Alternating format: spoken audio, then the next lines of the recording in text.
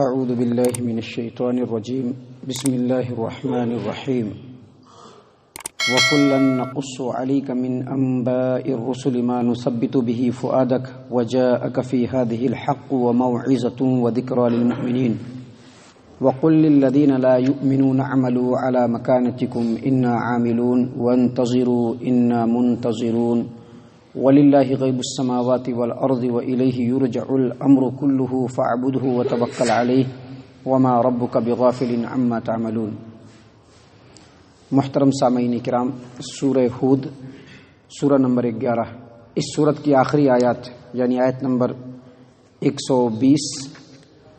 121، 122، 123 یہ چند آیات آپ کے سامنے تلاوت کی گئی ہیں۔ معزز سامعین کرام، اللہ تبارک و تعالیٰ فرماتے ہیں وَكُلًّا نَقُصُّ عَلَيْكَ مِنْ أَنْبَاءِ الرُّسُلِ مَا نُثَبِّتُ بِهِ فُؤَادَكَ وَجَاءَكَ فِي هَذِهِ الْحَقُّ وَمَوْعِظَةٌ وَذِكْرَى لِلْمُؤْمِنِينَ۔ اور اے نبی صلی اللہ علیہ وسلم، ہم آپ کے سامنے رسولوں کے ایک ایک خبروں کو اس لیے بیان کرتے ہیں تاکہ اس کے ذریعے سے آپ کے دل کو مضبوط کریں، اور اس کے ذریعے سے یعنی انبیاء کی خبروں کے ذریعے سے حق بات آپ تک پہنچی اور مومنوں کی اس کے ذریعے سے نصیحت بھی ہو گئی۔ معزز سامعین کرام، اس آیت کریمہ کا مطلب یہ ہے کہ اب چونکہ سورت بالکل آخری مرحلے میں ہے تو اللہ تبارک و تعالی نبی صلی اللہ علیہ وسلم کی اور صحابہ کرام کے دلوں کی تسلی چاہتے ہیں، اور چونکہ اس سورت کے اندر اللہ تبارک و تعالی نے خاص طور سے نبیوں کے نبیوں کے حالات کو بیان کیا ہے، پیغمبروں کے حالات کو بیان کیا ہے،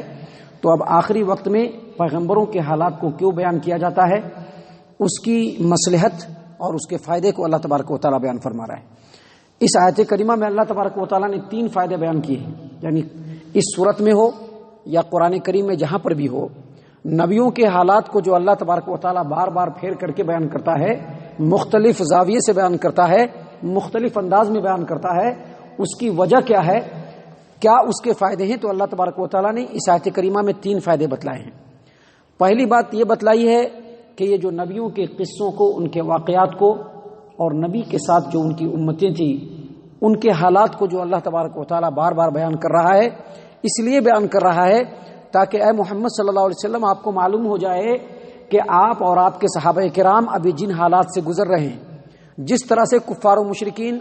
آپ لوگوں کو ستا رہے ہیں، آپ لوگوں کے اوپر ظلم و ستم کے پہاڑ ڈھا رہے ہیں، جس طرح سے اسلام اور مسلمانوں کو بالکل ختم کر دینا چاہتے ہیں، جس طرح سے مسلمانوں کے اوپر عرصہ حیات تنگ کر دینا چاہتے ہیں، یہ کوئی نئی بات نہیں ہے،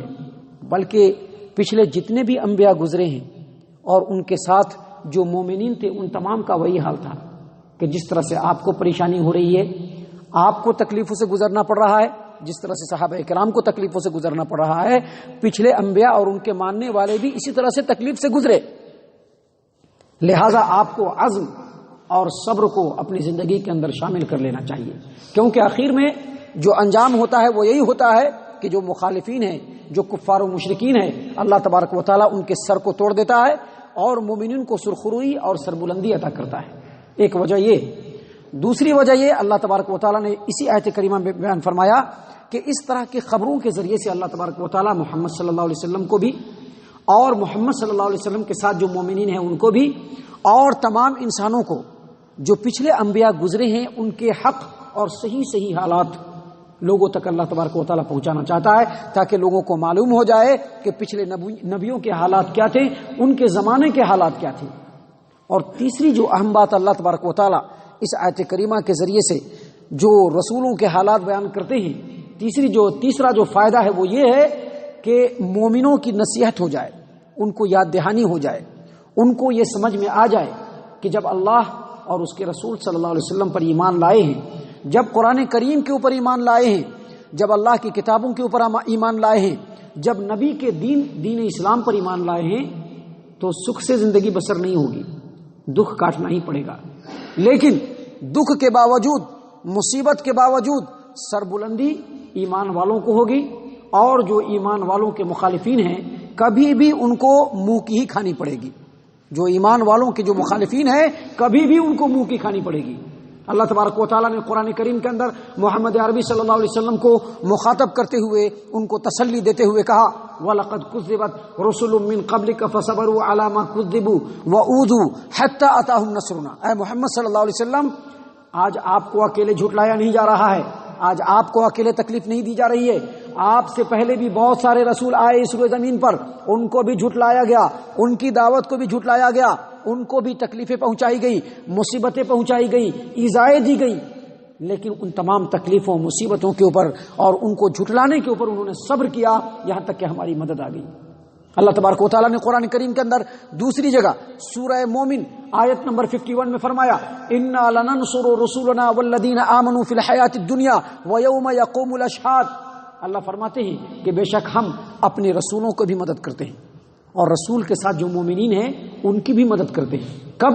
دنیا میں بھی اور آخرت میں بھی۔ دنیا میں بھی ان کی مدد ہوگی، اگرچہ ان کو آزمائشوں کا سامنا کرنا پڑے گا،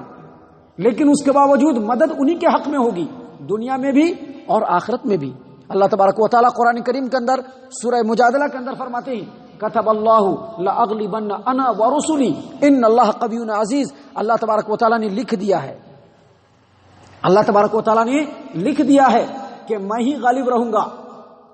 میں ہی فتح یاب رہوں گا اور میرے رسول ہی فتح یاب رہیں گے، دوسرے فتح یاب